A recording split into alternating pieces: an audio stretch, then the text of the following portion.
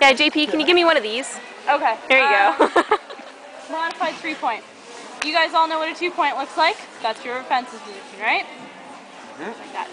There we go. That's nice. Okay, a little bit less with the C. Good. There we go. Okay, now your 3-point. Can't get the legs from that angle.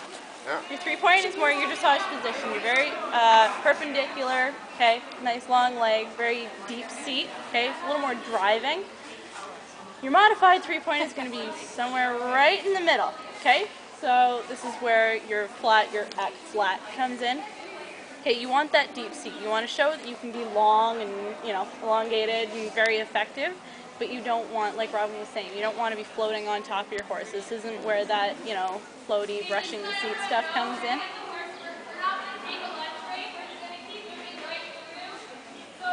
Okay, very good so practice to help with yours to think about your belly button and to stretch yourself up this way.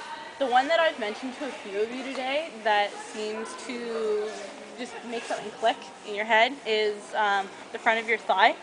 Okay, if you kind of poke your hips out a little bit and stretch this muscle here, when you put your lower leg back, you're going to feel the muscle, the string that runs down the front of your leg. Okay, if you've got that, you automatically keep your shoulders back. You automatically put your lower leg back to where it needs to be and close your legs this way on the horse.